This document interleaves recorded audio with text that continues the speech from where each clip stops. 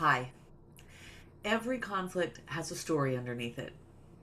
Welcome to the Clarity Connection. I'm Cece, and today we're going to uncover one more piece of that story. In the last video, we talked about identify feelings rather than confusing our feelings with our thoughts or interpretations or conclusions. Okay, our feelings actually give us information. They're pointing towards something that matters to us. So the next question is, what is this feeling telling me that I need? So we're going to talk about needs. All right, some of the feelings that we talked about last time, being lonely, frustrated, anxious, hurt, overwhelmed, disappointed, afraid, those are feelings. And those are clues.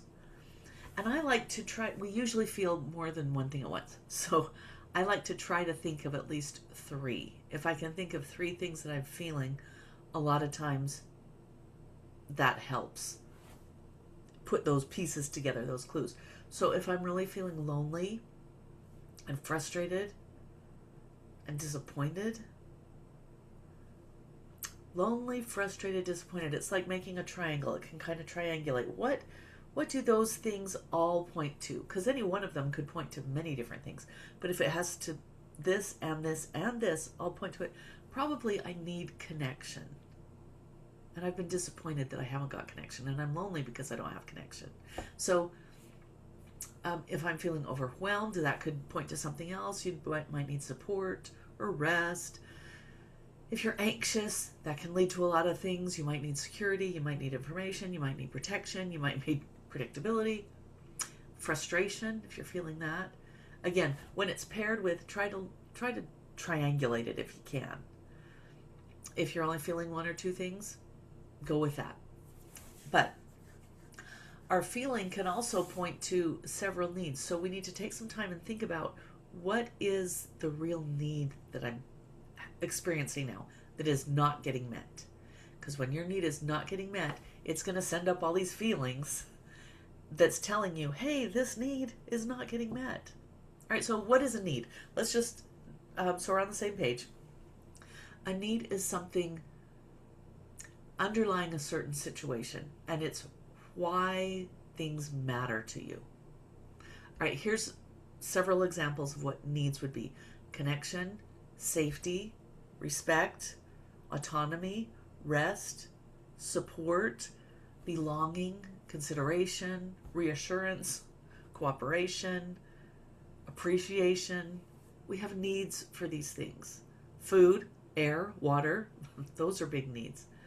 Okay, but they tell us what matters to us. What is a strategy? We're going to talk about needs versus strategies. A strategy is the particular way that we try to meet a need.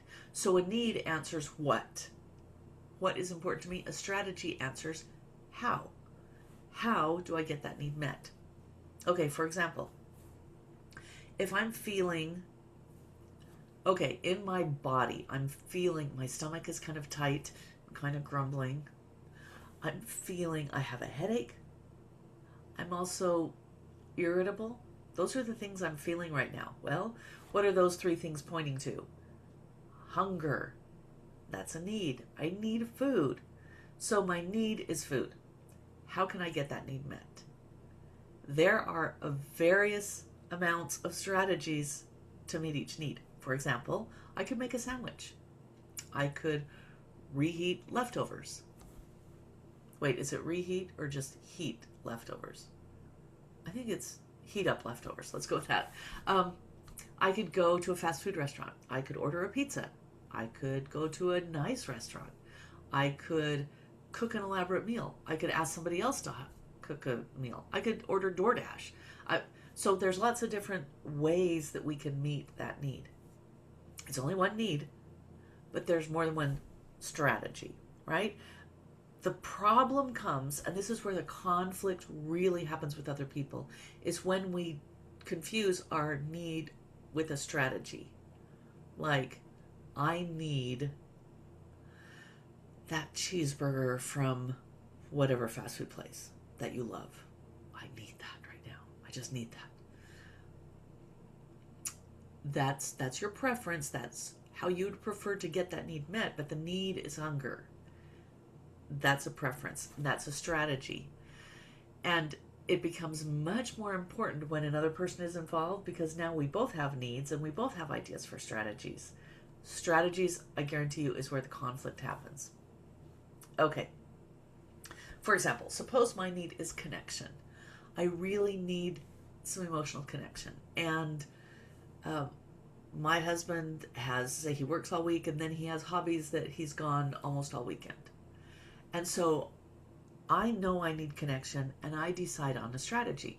All right, if he's home every Saturday night and we spend like maybe Saturday afternoon and evening together, that would meet my need for connection. So I tell him, we need to spend every Saturday together and Saturday night.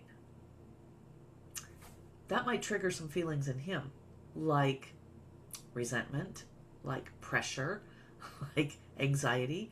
Then he might need to think, okay, what are these feelings telling me? Well, maybe he has a need for autonomy that is now not being met. So now we end up arguing about Saturdays. Well, you never want to spend time with me. Well, you want us to do everything together. Or I can't promise every Saturday. I've got this. And then you're arguing about Saturdays. Saturdays is not the issue. Saturday together, Saturday apart, half of Saturday, all of Saturday, whatever. But underneath those are the needs: connection and autonomy. And if we can communicate that to each other, so we understand, he understands, oh, you have a need for connection here, and I understand his need. Oh, you have a need for autonomy. Now we can brainstorm some strategies that meet both of those needs. And we're not going to be arguing over strategy, which isn't even the point. Okay, here's another example. Say I have a family, husband and kids. I have dinner ready at 6 o'clock. I'm very frustrated because people are being late. My husband comes home late. Some of the kids come home late. I've put this effort to the meal, so I'm not feeling respected. I'm not feeling appreciated. I need some predictability. I need some reliability, which would meet those needs, right? So I declare the way to solve that is everyone needs to be home by 6 o'clock. That's kind of just dumping that on people. But that's not necessarily the only way to get my need met. Maybe if they text when they know they're going to be late, that would show some respect to me. What if we stop planning dinner at 6 o'clock? What if we try to make it more of a open house thing? What if we agree on a more realistic time range? What if I make my own plans rather than waiting for somebody else? What if we just make any other kind of arrangement that works for us? But instead of insisting that my strategy is what we have to do, we're not arguing about strategy now, and our needs are going to get met. Okay. One important thing to remember is don't solve too soon. Don't go to strategy too soon. That's where our minds tend to go, because we think, oh, if this happened, that would fix my feelings, that would make everything better. And yes, we're used to doing that, but we've got to stop and go through the process. Remember, step one is just to observe what happened. Observe, not interpret. What if a camera took a picture, what would it show? Or their voice was recorded, what did they actually say? Observation. Second thing, I'm having feelings after that happened. What are those feelings? Not my thoughts, not he just doesn't want to spend time with me, or he's ignoring me, or no, those are thoughts and conclusions, just my feelings. And we talked about that at the beginning of the video. Then, what are those feelings pointing towards? The feelings are like, hey, down here, there's a problem. What's the problem down here? What need is not getting met? And that's when I can identify that need and communicate that need before we ever start strategizing. Here's a clue. If you start to say, I need you, or I need her to whatever, if it's identifying that other person in your strategy or in your need, it's not a need, it's a strategy. And you're putting it on them. I need you to do something, that's the strategy. That's just a way to kind of realize that you're thinking in strategy instead of need. Okay.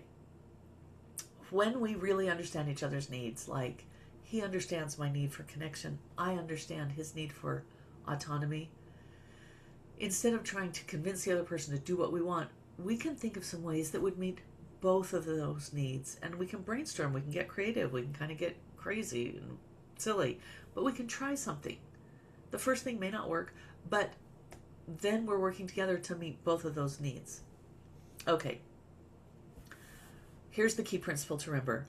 Needs are legitimate. Strategies are negotiable. We need to separate those so we're not treating our strategies like absolute gospel here. So the next time you find yourself thinking, ooh, I just need him to, or I need them to, stop and ask yourself, what need am I actually trying to meet here? And then challenge yourself to try to think of 5 different strategies to meet that need. You don't have to do them. They don't even have to be serious. This is just an exercise in practicing separating needs from strategy. Once we understand what happened and what we're feeling and what we need, then we're ready to consider what to ask the other person to do. And I was thinking in the next video, we're going to talk about that, how you make a request, and then what the difference is between a request and a demand. Remember, understanding begins with curiosity. So until next time, stay curious.